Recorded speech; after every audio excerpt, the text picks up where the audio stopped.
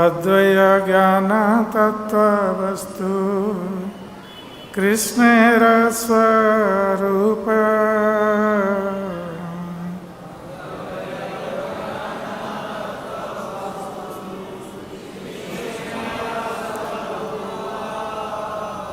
Brahmatma Bhagavan Tinatara Rupa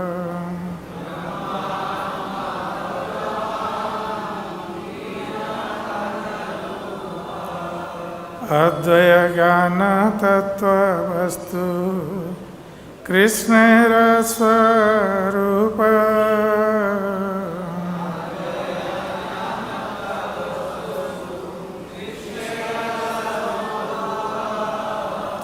Brahmatma Bhagavan Tinatara Rupa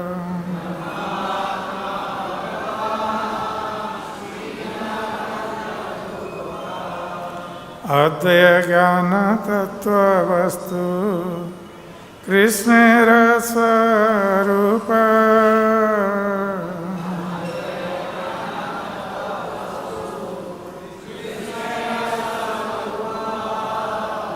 Brahmatma Bhagavan Tinatara Rupa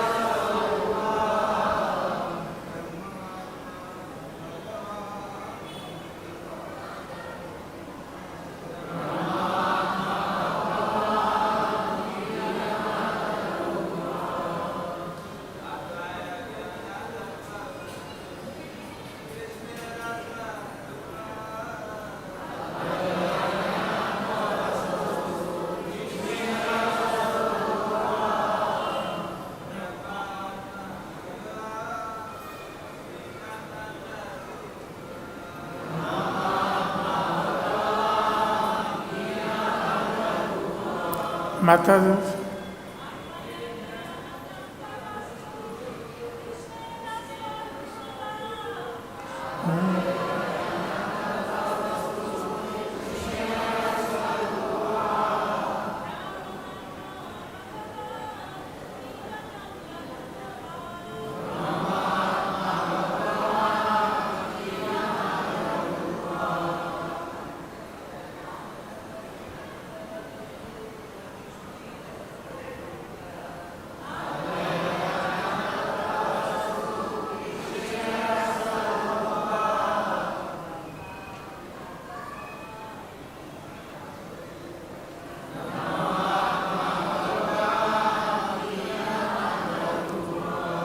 Advaya Jnana, knowledge without duality. Tattva Vastu, the absolute truth. Krishnera, of Lord Krishna. Swarupa, own nature.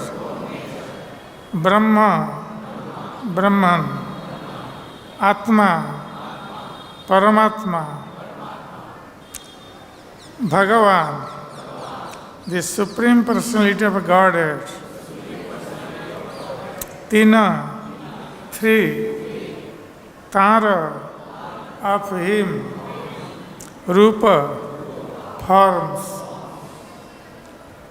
Translation and purport by His Divine Grace, H.H Bhakti Swami, Srila Prabhupada. Translation.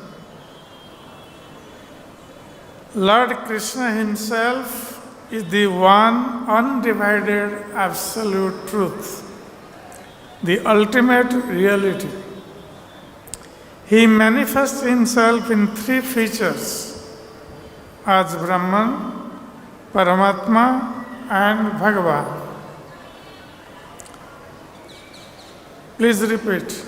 Lord Krishna himself is the one undivided absolute truth, the ultimate reality. He manifests himself in three features as Brahman, Paramatma and Bhagavan. Purport.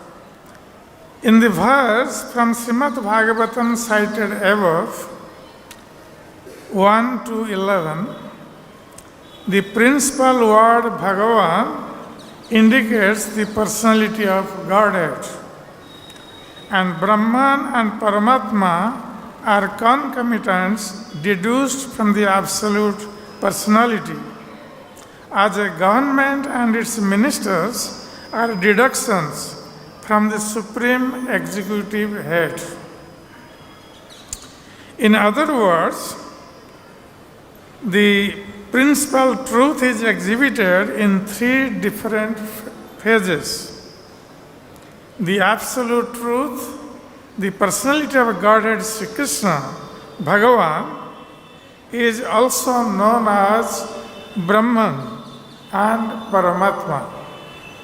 Although all these features are identical.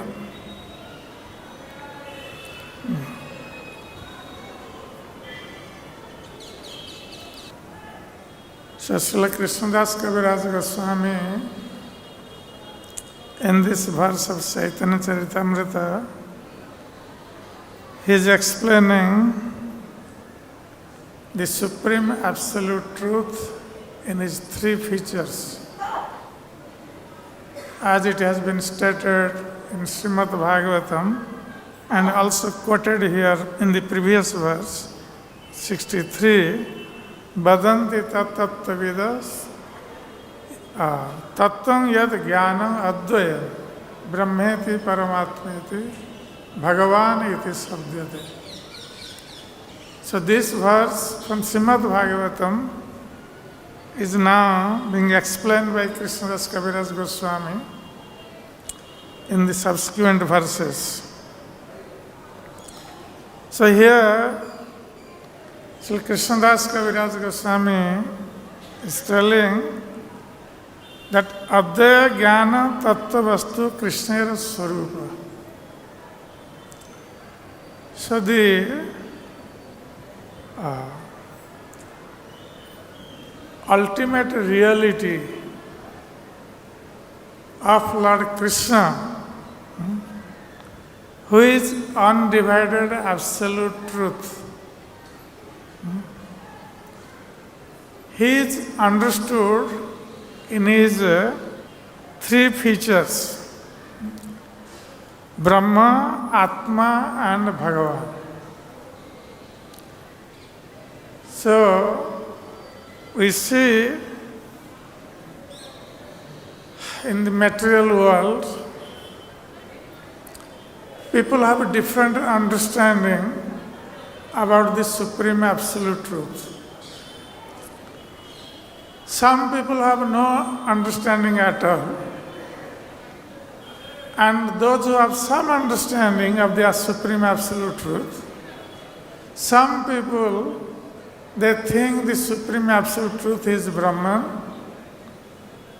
Some people think as Paramatma, and some people think as Bhagavan. So, according to one's realization, the supreme absolute truth is being realized differently, though he is the same supreme personality of Godhead. Srila Prabhupada elsewhere gives that example of a mountain, that when someone sees a mountain from a distant place, So he can see that mountain as a greenish block, big greenish block, but he cannot say exactly what that mountain is, because he is watching the mountain from a great distance. So only that much he can see. So this Brahma realization is compared to this, that those who think the Supreme Absolute Truth is Brahman, they see the effulgence of the Supreme Absolute Truth from a great distance. Like also we see at night time, if a train is coming, we don't see the train, we see the light from a great distance. So in the same way, these people, those who have this Brahman realization, they see the Supreme Absolute Truth as something effulgent, because they see the Supreme Lord from a great distance. And this effulgence which is coming out from the body of the Supreme Absolute Truth, and that is covering the bodily feature of the Supreme Absolute Truth. So they only see this light, the effulgence, and they call it Brahman. And they want to merge with that Brahman effulgence. Also it has been stated in Ishopanishad that Hiranmayena Patrena Satyasa Pihitam Mukham. The Lord who is Supreme Absolute Truth, his face is covered by Hiranmaya Patra, like an effulgent dish or pot. It is covered by that. So, Tattam Pusan Apabrunu Satya Dharmaya Drishte. That's why the devotee prays to the Lord, that my dear Lord, please remove your effulgence which is covering your bodily features, your face, so I can see your beautiful face. So that means this bodily effulgence which is coming out from the body of the Supreme Absolute Truth is actually covering the personal feature of the Lord. That's why the Mayavadis or impersonalists, they cannot see the bodily feature of the Lord. They can only see the effulgence of the Lord. That's why they say that the Lord has no form. He is only effulgence. So they only see the effulgence. That's why they say the Lord is Supreme Absolute Truth is only effulgence, no form. So this is like seeing the mountain from a great distance. So anyone who sees the mountain from a great distance, he has no idea about the mountain or the different features of mountain. He can only see that greenish black. Same way, those who are far away from the Supreme Lord, they only see the effulgence of the Lord from a great distance. And they conclude that the Lord has no form, He is only effulgence. And they want to merge with that effulgence. So this is the philosophy of the Mayavadis. They want to merge in that effulgence and become one. And because they are called Mayavadis, they think that effulgent Supreme Absolute Truth is there, and the spirit soul, which is part and parcel of that Supreme Effulgence, is being separated from the Supreme Absolute Truth because of the Maya or illusory energy. And when the illusory energy will be removed, and then this effulgent soul will merge into the Supreme Effulgence. That is their philosophy. And of course, that was preached by Shankaracharya, who actually came to this material world to drive away Buddhist philosophy. So Shankaracharya, Adi Shankaracharya, he was actually incarnation of Lord Shiva. And he came for a specific purpose as Adi Shankaracharya, because the Buddhists, that time they were not following the Vedas. And their philosophy was, there is no God, Vedas are not to be followed, and everything is void. They are Sunyavadis. The Buddhists are Sunyavadis. Vaidism. They preached Vaidism. Because Lord Buddha, when he saw that people were killing animals in the sacrifice, taking the authority of the Vedas, and Lord Buddha came to prevent these animal sacrifices. And to stop that, because people are referring to Vedas, then Lord Buddha said, there is no Veda. No Veda, no Supreme Law. Ahimsa Parama Dharma. Non-violence is the Supreme Dharma. So Lord Buddha preached like this. That's why all the Buddhists, they became atheists. They did not believe in Vedas, they did not believe in the Supreme Lord, they became atheists. But that was the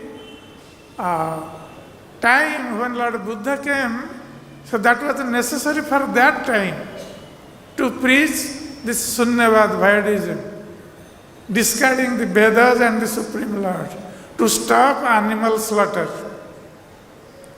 But when the animal slaughter stopped, people became Buddhists, but that was not the real philosophy. People are going away from the Supreme Lord. That's how the Supreme Lord sent Lord Shiva as Adi Shankaracharya to bring people back to Vedic religion. That's why when Shankaracharya came, though he was a great devotee of the Lord Shiva is a great devotee of this Supreme Lord, and he knows what is the truth, but because of the order of the Supreme Lord, he came down and he preached this Mayavad philosophy. And Lord Shiva tells Parvati that Mayavadam asat shastram prachannam bauddha uchyate. So Lord Shiva told Parvati that the philosophy, this Mayavad philosophy which I am preaching, this is actually Buddhism in disguise. Prachanna bauddham uchyate. Mayeva vihitam devi kalu brahmana rupina. My dear Devi, I will preach, or I am preaching this Vaidism, which is Buddhism, in form of a Brahmin. So Shankaracharya came, he took birth in a Brahmin family, took sannyas, and to drive away this Buddhism, he preached this Mayavad philosophy or impersonalism. Why did he preach impersonalism? Because the Buddhists were not believing in the Supreme Lord at all. That's why Shankaracharya said, no. There is Supreme Lord, but he has no power. This is another kind of similar to Buddhism. Lord has no power. But he said, he established that there is Supreme Lord, but he has no power. So in this way, he brought back these Buddhists into Vedic religion, and he established Vedas. But that was also not the right philosophy.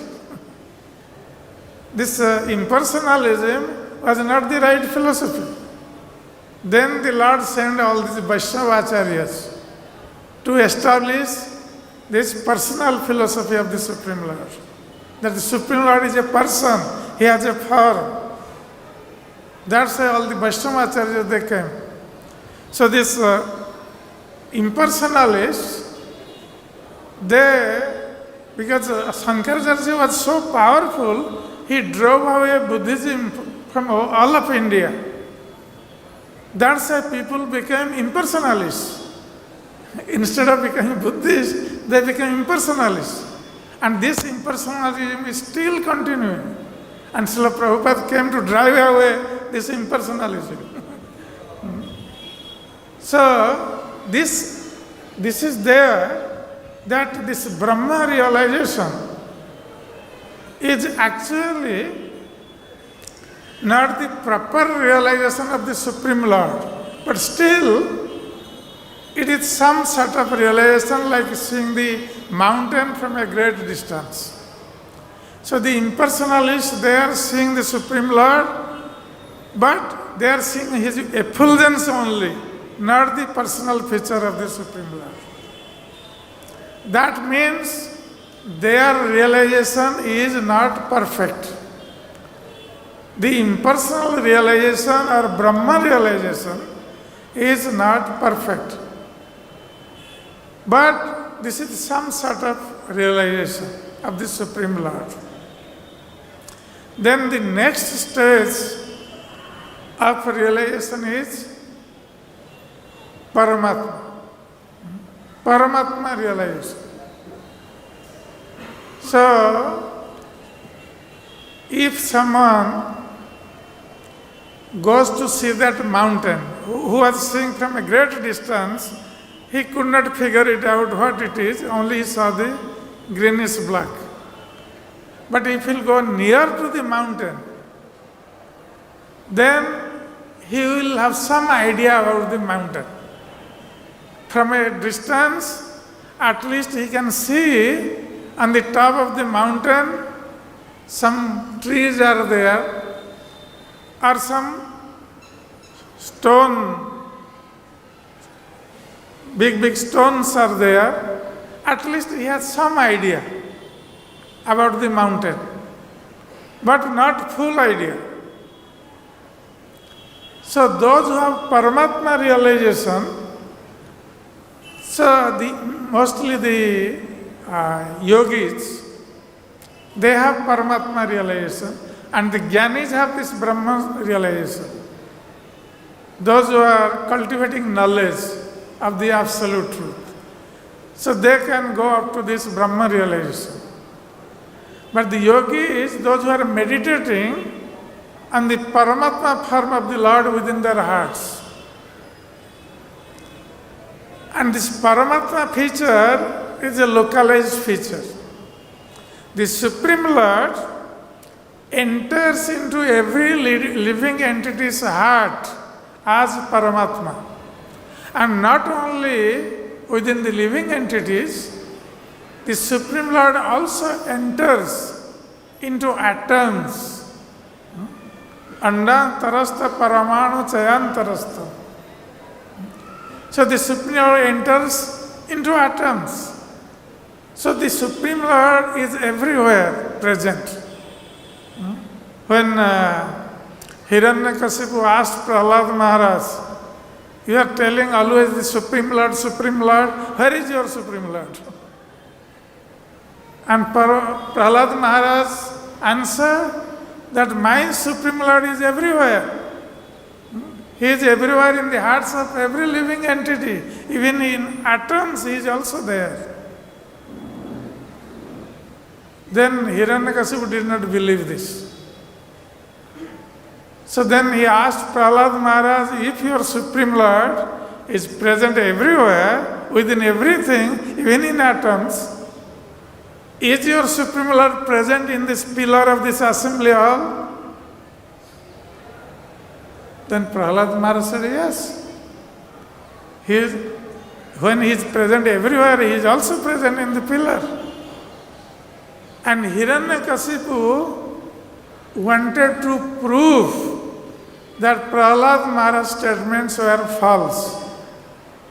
That's why he broke the pillar with his fist. And by breaking the pillar, he wanted to show to the whole world that Prahlad's Supreme Lord is not present in this pillar. But to the surprise of Hiranyakasipu, the Supreme Lord appeared from the pillar of the assembly hall and killed Hiranyakasipu. So, this Paramatma is present everywhere, the Kshirodakshaya Vishnu. He is present in every living entity's heart and in everything, in every atom. And this Garbhodakshaya Vishnu, he is Paramatma for every universe. So when he enters into the universe, then the creation takes place. So the Supreme Lord, he is present everywhere as Paramatma. And the yogis, they meditate on the Supreme Lord as Paramatma. But that is also not the full realization of the Supreme Lord. Like seeing the mountain from a, not very far, but nearby, seeing the mountain. But one cannot see all the features of the mountain even if from a little distance. So that means the Paramatma realization is not the full realization of the Supreme Absolute Truth. And then, if someone goes to the mountain itself, on the top of the mountain, one goes to the top of the mountain, stands on the mountain and sees everything. So he can see which tree is there, where the fountain is coming down, where is the stone, which animals are there. He can see everything when one goes to the mountain itself. Then he can have a clear idea about the mountain. So his realization is complete. So in the same way, the devotees of the Lord, they see the Supreme Absolute Truth as Bhagavan.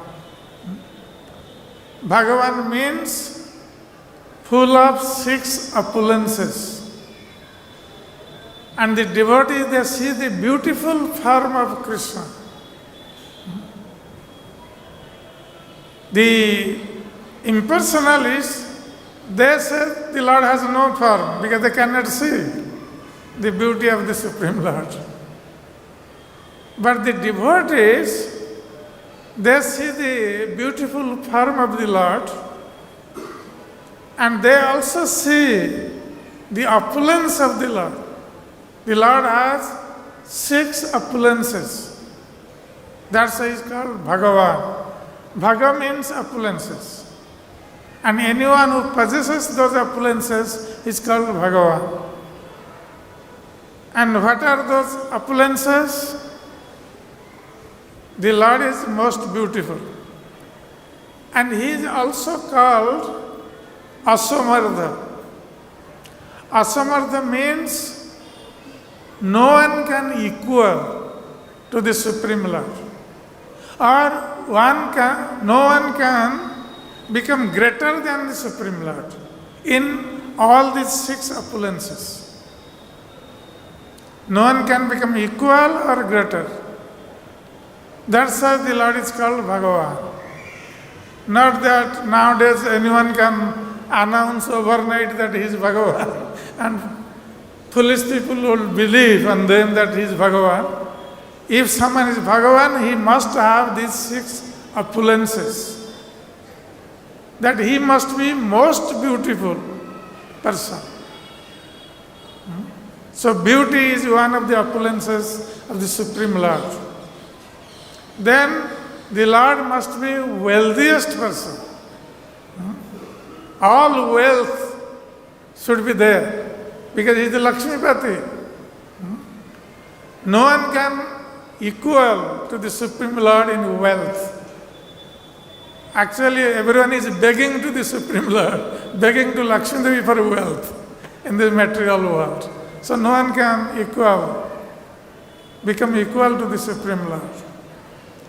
And no one can become famous as the Supreme Lord. We see some famous people in the material world. They become famous for some time, then people forget them.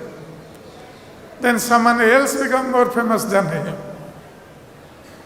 But the Supreme Lord is famous all the time. Since the beginning of the creation,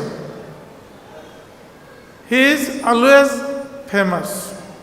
And his fame is glorified in the scriptures from the beginning of this material world, and it will go on continue. So no one can become more famous than the Supreme Lord. And the Supreme Lord has all strength. No one can become stronger than the Supreme Personality of Godhead. We see it in the case of Hiranyakashipu. He was such a strong person, strongest. And he had got the benediction that no one would be able to kill him. He had closed all the doors of death. And he was thinking he was immortal. But the Supreme Lord, fulfilling the benediction of Lord Brahma, he killed Hiranyakashipu. So no one can become equal in strength with the Supreme Lord. And then the Supreme Lord is all knowledgeable. In the material world we see people become very proud of their knowledge. They read the scriptures and then they think that now we have become very knowledgeable. But who is giving those scriptures? The Supreme Lord is giving the scriptural knowledge. The knowledge is actually coming from the Supreme Lord. The Vedas, the Puranas, Upanishads, everything is coming from the Supreme Lord. So, he is the source of all knowledge. No one can become equal or surpass him in knowledge. And then renunciation. The Supreme Lord is also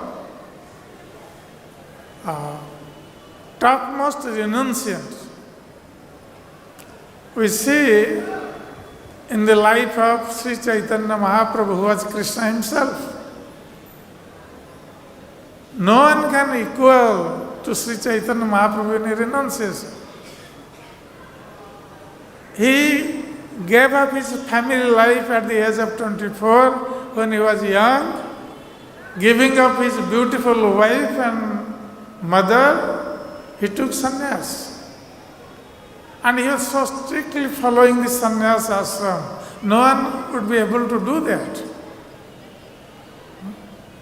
Nowadays, even if you see so many sannyasis, no one would be able to follow Sri Chaitanya Mahaprabhu as he was following sannyasas. So he set the supreme standard of sannyasas. And we also see in case of Lord Krishna, though he is in the midst of so many gopis, in the middle of the night, but he gave them up. He disappeared from the restaurants. He was not attached to them. He was only fulfilling their desires. But Krishna was not attached. He gave up everything. So he is the most renunciant person. No one can be equal to him in renunciation. So because Krishna has all these 6 opulences, that's why he is called Bhagavan. So when we understand that to become Bhagavan, what is the qualification? That one must have these 6 opulences. Then only one can become Bhagavan. So Krishna, Sri Chaitanya Mahaprabhu, they had all these opulences. That's why they were called Bhagavan. Not that some devotees are calling them Bhagavan. Like some people, they are calling someone as Bhagavan in the material world. So we must know what Bhagavan means and whether those qualities are there with the person whom we are calling Bhagavan. So Krishna has all these opulences. And anyone who is realizing this, then he can have Bhagavan realization. Like going to the mountain and seeing the mountain. Standing on the top of the mountain, you can have full realization of the mountain. So in the same way, the devotees, they have this realization of the Supreme Lord in his personal feature. Though no one can have full realization of the Supreme Lord. That is not possible because Lord Krishna is unlimited. But we can have some personal realization. The devotees can have some personal realization of the Supreme Lord. That's why their realization, the devotees' realization is perfect. Perfect realization. So, though others, those who have Brahman realization, Paramatma realization, their realization is not untrue, but it is not complete. They have partial realization of the Supreme Lord, no complete realization. But the devotees have complete realization of the Supreme Lord. So the same Supreme Lord who is Krishna himself has appeared now as Sri Chaitanya Mahaprabhu. So Sri Chaitanya Mahaprabhu is non-different from Lord Krishna. Sometimes people say Chaitanya Mahaprabhu is an incarnation of Krishna. No. Chaitanya Mahaprabhu is not an incarnation of Krishna. He is Krishna himself. No difference between Krishna and Sri Chaitanya Mahaprabhu. So the devotees have this Bhagavan realization. That's why devotees' realization is superior to Brahman and Paramatma realization. So we'll stop here. If anyone has comments, questions.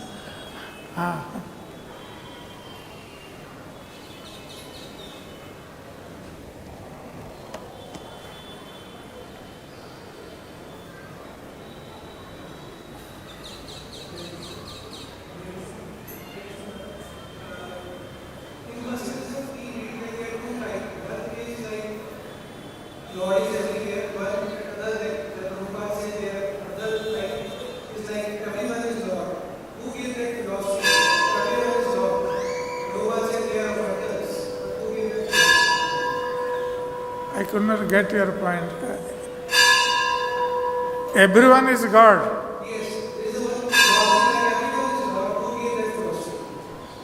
People say, some people say that everyone is God. Okay? And then what is the next one?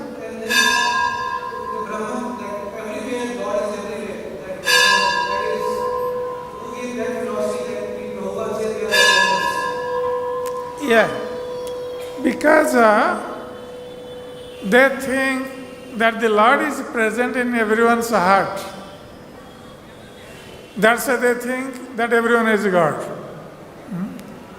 But though the Lord is present in everyone's heart as Paramatma, but still He is distinct from the body. Like the soul. The soul is also present in the body. The soul is also present in the body. And Paramatma also is present with the soul in the body. But the soul, the example is given, like in a tree, two birds are sitting. One bird is eating the fruits of the tree, and the other bird is just watching. So the soul, surrounded by subtle body and then the gross body, is actually eating the fruits of its karma in this material world. And this Paramatma, who is sitting within the heart, is just watching what this soul is doing through the body. And he is actually the witness of our activities. The Supreme Lord is not attached to the body, he is just watching and he is witnessing the activities of the soul engaged within the body.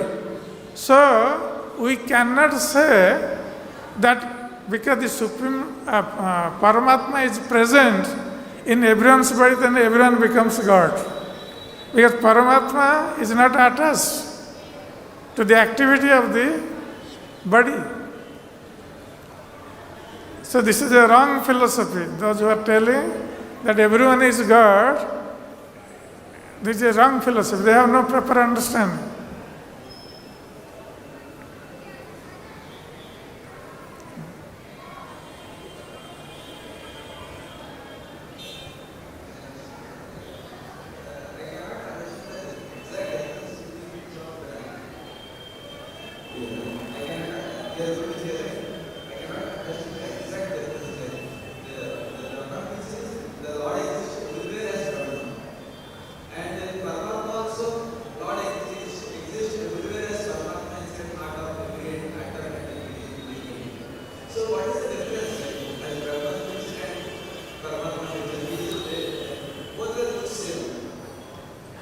Both are looking same. Brahman means actually the spirit soul. When they say Brahma realization, they are actually meaning that I am the same Brahma, or the part and parcel of the Supreme Brahma. Brahma, Param Brahma.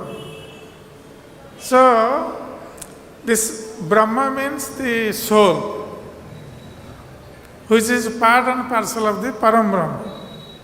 And they think, the Mayavadis or impersonalists, they think this soul, spirit soul, because it is part and parcel of the Supreme Brahman, then when this Maya's covering will be taken away, then the spirit soul will merge into the Supreme Soul or Param Brahma and become one. That is their philosophy. But when we say Paramatma, that means that same Param Brahma or Paramatma, the Supreme Lord. That is Paramatma is Supreme Lord's feature. Brahman is the part of that Supreme Brahma. Did you get the point? No.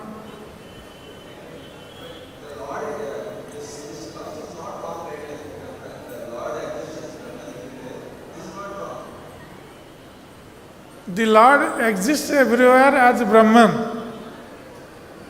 You are telling this thing. Okay. But this Brahman is a separated part and parcel. The spirit soul, which is also Brahman. So it is a separated part and parcel of the Supreme Brahman. Separated part. That means this individuality of the spirit soul will always remain. That's why Lord Krishna says in Bhagavad Gita, Mami Vangsa Jiva, Loke Jiva Bhuta Sanatana.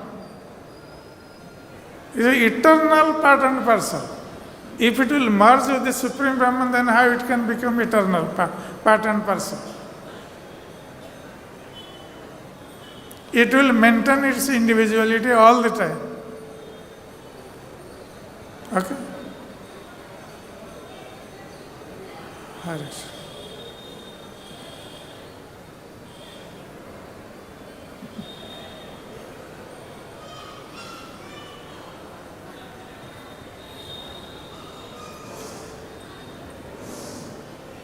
Mr. Maharaj, Harish.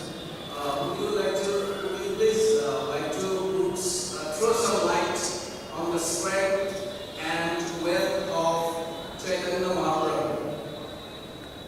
Strength and wealth of Chaitanya Mahaprabhu. Strength and wealth. Yeah. Oh. Okay. Sri Chaitanya Mahaprabhu, he actually did not exhibit the powers of God all the time because he came as a devotee. And his mission was to propagate devotion to the Supreme Lord. That's why he came as a devotee to preach devotional service.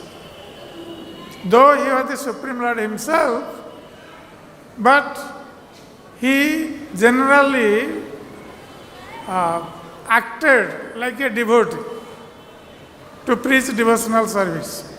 But sometimes he showed his opulences to his intimate devotees as the Supreme Lord.